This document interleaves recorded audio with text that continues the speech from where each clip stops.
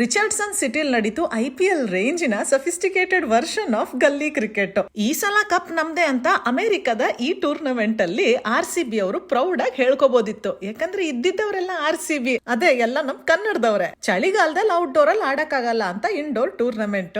Lord's indoor stadium ಅಲ್ಲಿ 2 court, ಅದರಲ್ಲಿ ಅದರದೇ ಆದ ರೂಲ್ಸ್ ಅಂಡ್ ರೆಗ್ಯುಲೇಷನ್ಸ್. ಔಟ್ಡೋರ್ ಅಲ್ಲಿ ಆಡೋದಕ್ಕೂ ಇಂಡೋರ್ ಅಲ್ಲಿ ಆಡೋದಕ್ಕೂ ಸಖತ್ ರೂಲ್ಸ್ ಚೇಂಜ್ ಇರುತ್ತೆ. 14 ಟೀಮ್ ಅಲ್ಲಿ ನಮ್ದು ಒಂದು ಟೀಮ್ ಲಾಸ್ಟ್ ಗೆ ಒಂದಿರ್ಲಿ ಅಂತ ನಾವು ಜಾಯ್ನ್ ಆದಂಗಿತ್ತು. ಅದ್ರ ಜೊತೆಗೆ ನಮ್ ತಮ್ಮ ಮತ್ತೆ ಸಾಕಷ್ಟು ಎಲ್ಲ ಗೊತ್ತಿರೋ ನಮ್ಮ ಕನ್ನಡ ಫ್ರೆಂಡ್ಸ್ ಟೀಮ್ಗಳು ಎಲ್ಲಾರು ಸೂಪರ್ ಆಗಿ ಆಡಿದ್ರು. ಇದಕ್ಕೆ ಅಂತ ತುಂಬಾ ದಿವಸದಿಂದ ಪ್ರಿಪರೇಷನ್ಸ್ ಮಾಡ್ಕೊಂಡವರು ಇದ್ದಾರೆ, ಅವತ್ತು ಬಂದು ಬ್ಯಾಟ್ ಹಿಡ್ಕೊಂಡವರು ಇದ್ದಾರೆ. ಅದ್ರಲ್ಲಿ ನಾನು ಕೂಡ ಒಬ್ಳು. ಅವತ್ತು ಬಂದ್ಬಿಟ್ಟು ಬೆಳಗ್ಗೆ ಬ್ಯಾಟ್ ಅಲ್ಲಿ ಹಿಡಿದು ಒಂದೆರಡು ಬೌಲಿಂಗು ಬ್ಯಾಟಿಂಗು ಪ್ರಾಕ್ಟೀಸ್ ಮಾಡಿ ಒಂದು ಮ್ಯಾಚ್ ಅಲ್ಲಿ ಬೌಲಿಂಗ್ ಮಾಡಿ ನಾನು ಆಡ್ದೆ ಅಂತ ಖುಷಿ ಪಟ್ಟಿದ್ದಾಯ್ತು. ಇದೇ ತರ ಇನ್ನು ಸಾಕಷ್ಟು ಸ್ಪೋರ್ಟ್ಸ್ ಟೂರ್ನಮೆಂಟ್ಸ್ ಎಲ್ಲ ಮಲ್ಲಿಗೆ ಕನ್ನಡ ಸಂಘದವರು ನಡೆಸ್ತಾನೆ ಇರ್ತಾರೆ. ಅದ್ರ ಜೊತೆಗೆ ಹಬ್ಬ ಹರಿದಿನಗಳೆಲ್ಲ ಆಚರಣೆ ಮಾಡೋದು ನಿಮಗೆ ಗೊತ್ತೇ ಇದೆ. ಇನ್ನು ಡ್ಯಾಲಸ್ ಅಲ್ಲಿ ಈ ತರ ಕನ್ನಡ ಇವೆಂಟ್ಸ್ ಬಗ್ಗೆ ಇನ್ಫಾರ್ಮೇಶನ್ ಬೇಕಂದ್ರೆ ಮಲ್ಲಿಗೆ.org ವೆಬ್ಸೈಟ್ ಚೆಕ್ ಮಾಡಬಹುದು. ಇಂಡಿಯಾದಲ್ಲಿರ್ಲಿ ಅಮೆರಿಕಾದಲ್ಲಿರ್ಲಿ ಕ್ರಿಕೆಟ್ ಅಂದ್ರೆ ಯಾವುದೇ ಬೇರೆ ಸ್ಪೋರ್ಟ್ಸ್ಗೂ ಇಲ್ಲದೆ ಇರೋಷ್ಟು ಲವ್ ನಮ್ ಇಂಡಿಯನ್ಸ್ಗೆ. ಇಲ್ಲಿ ಲೋಕಲೈಟ್ಸ್ಗೆ ಕ್ರಿಕೆಟ್ ಅಂತ ಫೇವರೇಟ್ ಸ್ಪೋರ್ಟ್ ಅಲ್ಲ. ಆದ್ರೆ ಈಗೀಗ ಕ್ರಿಕೆಟ್ಗೆ ತುಂಬಾ ಮನ್ನಣೆ ಸಿಗ್ತಾ ಇದೆ. ಕೋಚಿಂಗ್ ಸೆಂಟರ್ಸ್, ಟೂರ್ನಮೆಂಟ್ಸ್ ಸಖತ್ತಾಗಿ ನಡೀತಾ ಇದೆ.